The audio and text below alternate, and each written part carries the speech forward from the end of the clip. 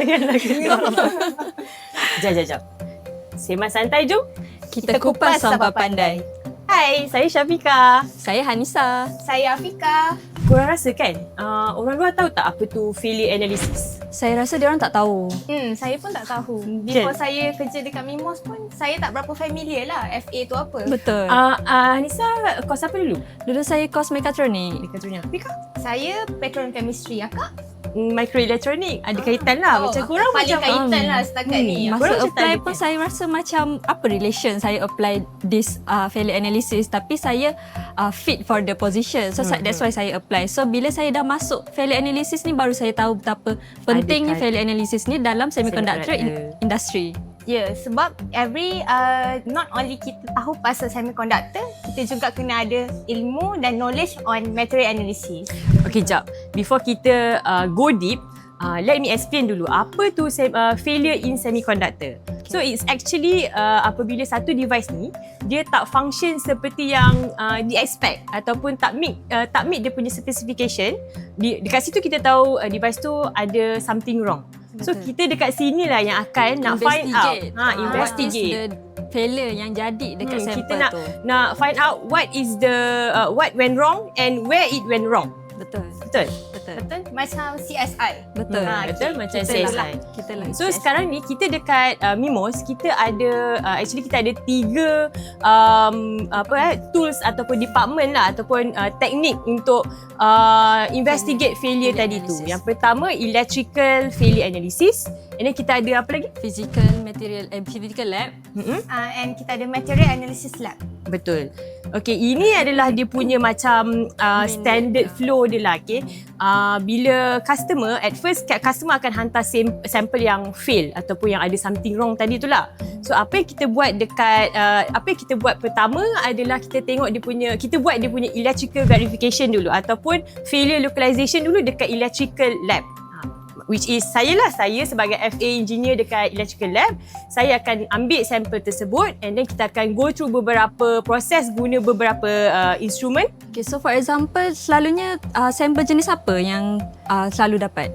Selalunya kita dapat wafer ataupun IC atau chip, banyak lagi sebenarnya. Tapi yang selalu kita dapat macam tu lah, semiconductor punya produk lah sebenarnya. So macam mana akak boleh dapat tahu mana fault dia, mana dia punya defect, macam mana? Okay, so kita dekat electrical lab, kita ada banyak instrumen.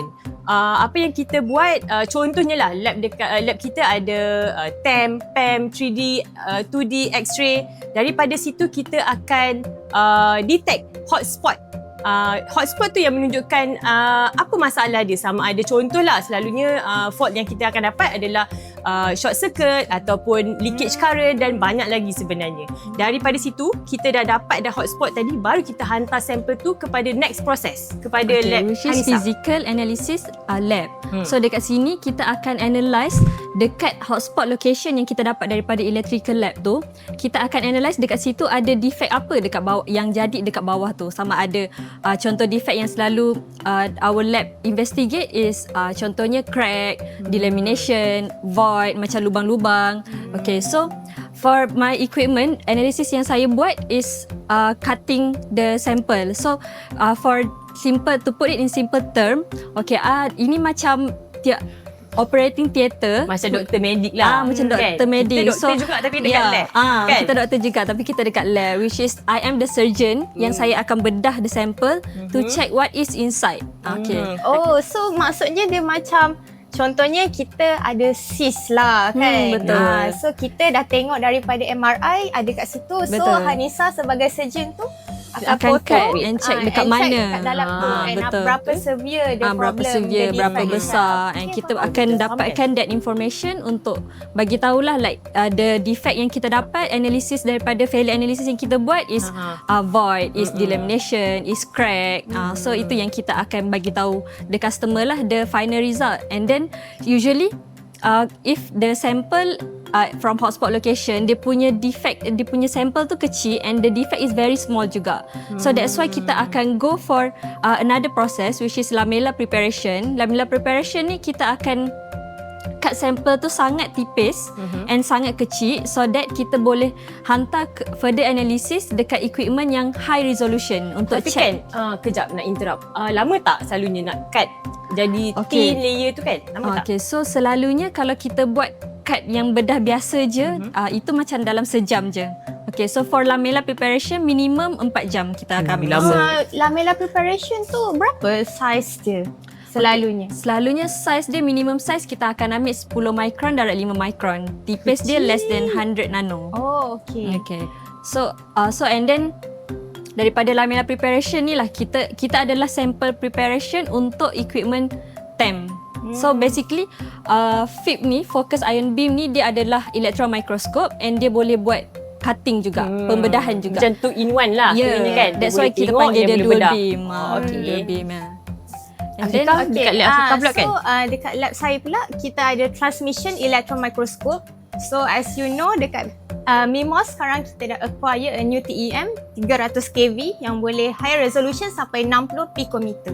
So we no longer in nano, kita dah in pico sekarang. Okay, so dah in advance, TEM ni saya nak bagi analogi macam dia mikroskop yang kita guna kat sekolah dulu, tapi kita selalu tengok sel macam tu kan. Dia gunakan light, tapi ini ialah elektron mikroskop yang dia guna elektron. So dia punya analogi yang agak yang lebih mudah untuk saya bagi tahu macam mana TEM ni. Dia macam projector yang kita pakai dekat sekolah dulu. Ingat tak?